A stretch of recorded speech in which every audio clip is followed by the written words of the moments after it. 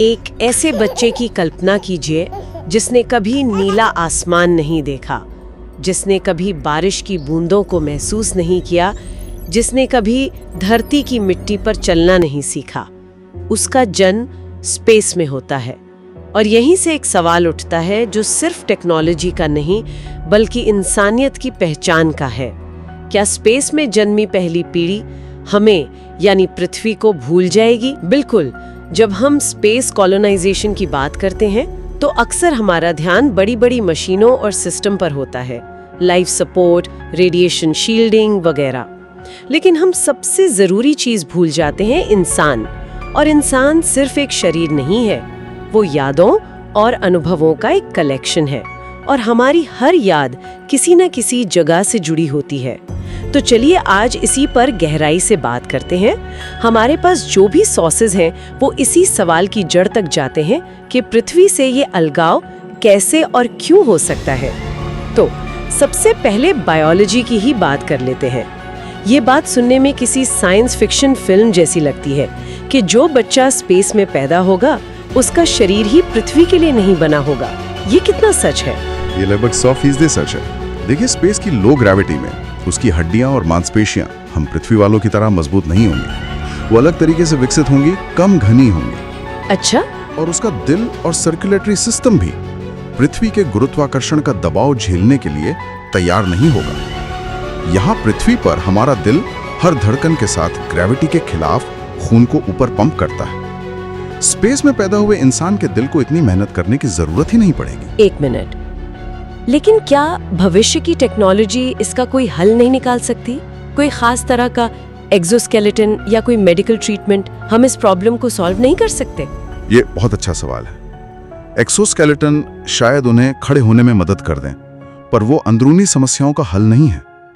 उनका पूरा nervous system, खासतौर पर इनर ईयर, जो हमारे बैलेंस को कंट्रोल करता है, वो माइक्रोग्रेविटी के हिसाब से डेवलप हुआ होगा।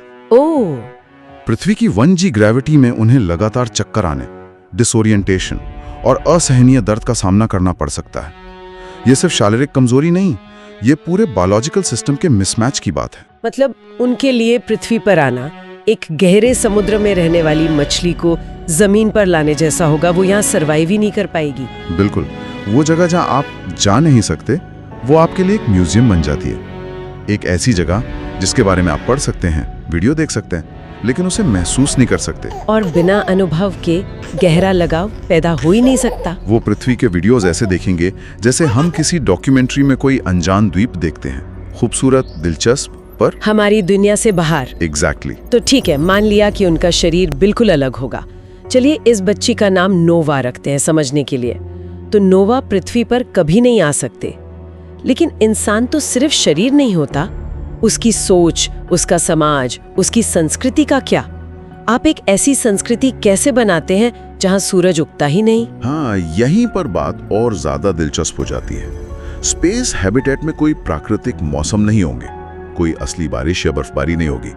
सूरज का उगना या डूबना वो एक नजारा नहीं होगा, बल्कि एक सिमुलेशन होगा जिसे कंप्यूटर कंट्रोल करेगा। और दिन रात का चक्कर भी शायद 24 घंटे का ना हो सकता है ना हो। शायद काम के हिसाब से 18 घंटे का दिन हो और 6 घंटे की रात, कुछ भी हो सकता है। तो उनके त्योहार कैसे होंगे? दिवाली, क्रिसमस, ईद, ये सब तो पृथ्वी की ऋतुओं और चांद सूरज के साइकिल से जुड़े हैं। जब ये सब होगा ही नहीं तो वो क्या मनाएंगे? उनके त्योहार प्रकृति या सितारों पर नहीं, बल्कि एक आर्टिफिशियल कैलेंडर पर आधारित होंगे। सोचिए, जैसे हम दिवाली पर दिए जलाते हैं, शायद वो लोग लाइफ सपोर्ट सिस्टम की एनिवर्सरी पर अपने एयर फिल्टर्स की सफाई का जश्न मनाएं। वाह। और LED लाइट्स की नई लड़ियां लगाएं। हाँ, बिल्कुल। उनकी लोक कथाओं में हीरो वो नहीं होगा जो किसी राक्षस को मारता है, बल्कि वो इंजीनियर होगा जिसने एक सोलर फ्लेयर के दौरान पावर ग्रिड को बचाया था। उनकी पूरी मिथोलॉजी ही टेक्नोलॉजी और सर्वाइवल पर आधारित होगी। ये तो कमाल की बात है। मतलब भविष्य में बच्चे कहेंगे, पापा इस बार ऑक्सीजन जनरेटर की सालगिरह पर मुझे नया वीडियो गेम दिलाना।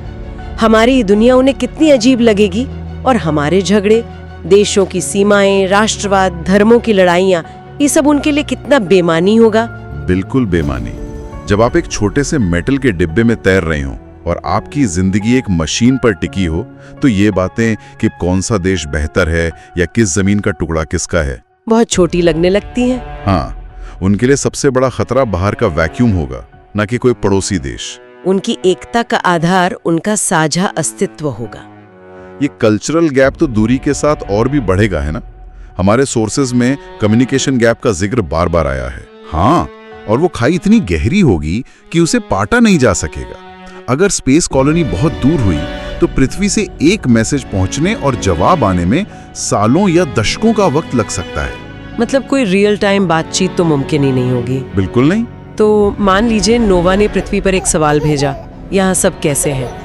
वो मैसेज 4 साल में पृथ्वी पहुंचा, यहाँ से जवाब गया जो और 4 साल बाद नोवा तक पहुंचा। 8 साल लग गए सिर्फ एक सवाल जवाब में। हाँ, तब तक तो नोवा की जिंदगी पूरी तरह बदल चुकी होगी। ये तो बातचीत नहीं हुई, ये तो टाइम कैप्सूल भेजने जैसा हुआ। सही पकड़ा। और रिकॉर्ड्स जानकारी तो दे सकते हैं, लेकिन इमोशनल कनेक्शन नहीं बना सकते। वो आपको ये तो बता सकते हैं कि पृथ्वी पर क्या हो रहा है, लेकिन वो आपको ये महसूस नहीं करा सकते कि पृथ्वी पर होना कैसा लगता है। वो सिर्फ जानकारी का आदान प्रदान होगा, दिलों का नहीं। ये ठीक वैसा ही है जैसे आप अपने परदादा के लिखे खत पढ़ें और उनसे फोन पर बात करें। दोनों में जमीन आसमान का फर्क है। और जब एक पूरी पीढ़ी किसी जगह से असल में बात ही नहीं कर सकती, तो वो जगह उनके लिए जिंदा नहीं रहती, वो सिर्फ इतिहास बन जाती है, एक पुरानी तस्वीर की तरह।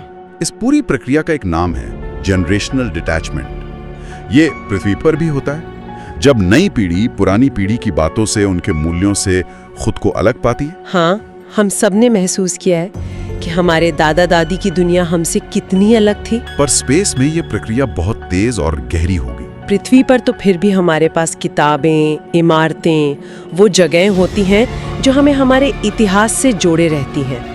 हम अपने दादा दादी के पुराने घर जा सकते हैं, लेकिन स्पेस में जन्मी नोवा की पीढ़ी के पास क्या होगा? सिर्फ डिजिटल रिकॉर्ड्स? बिल्कुल। और सिर्फ 2 या 3 पीढ़ियों के अंदर पृथ्वी एक भावनात्मक जगह नहीं रहेगी, वो सिर्फ एक रेफरेंस पॉइंट बन जाएगी। जैसे आज हम प्राचीन मिस्र या सिंधु घाटी सभ्यता के बारे में पढ़ते हैं। हमें पता है कि वो मौजूद थी, वो जरूरी थी, पर हम उनसे बहुत ज्यादा ग्रेविटी थी, इतनी कि लोग हवा में उड़ नहीं सकते थे। वहाँ पानी आसमान से गिरता था, जिसे बारिश कहते थे। हाँ, और वहाँ अरबों लोग रहते थे जो छोटी छोटी जमीनों के लिए लड़ते थे। ये सब एक इतिहास के पाठ जैसा लगेगा, अपना अनुभव नहीं। और जहाँ अनुभव नहीं होता, वहाँ लगाव धीरे धीरे खत्म हो जाता है। वो कहेंगे एक नीला गोला था जो हमारे पुरखों का घर था।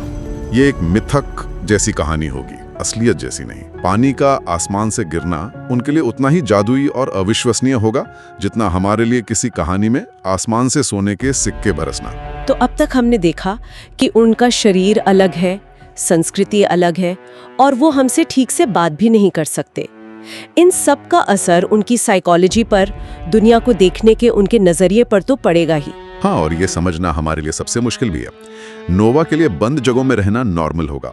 आर्टिफिशियल सिस्टम पर निर्भरता प्राकृतिक होगी। खतरे और सुरक्षा के मायने बदल जाएंगे।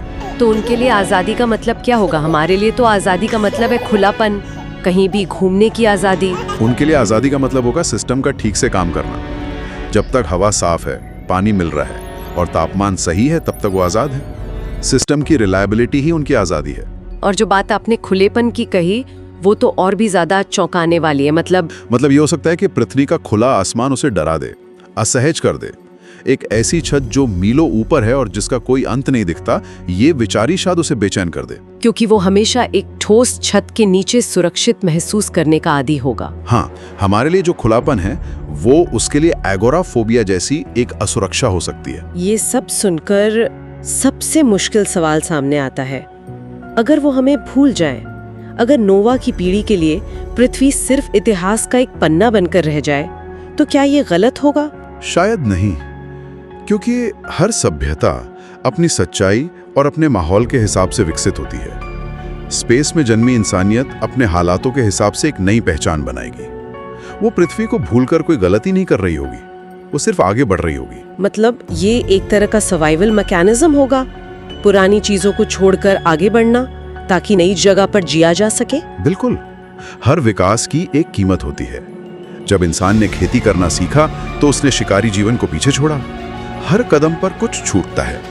स्पेस में बसना इंसानियत का अगला बड़ा कदम हो सकता है और इसकी कीमत शायद पृथ्वी से हमारा भावनात्मक रिश्ता होगा। तो मतलब जवाब हाँ है। बहुत ज्यादा संभावना है कि स्पेस में जन्मी पहली पीढ़ी हमें भूल जाएगी।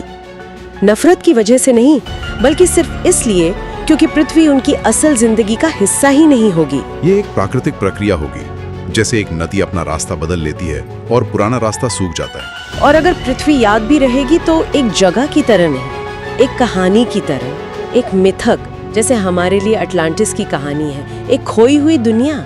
शायद यही इंसानियत का अगला कदम है।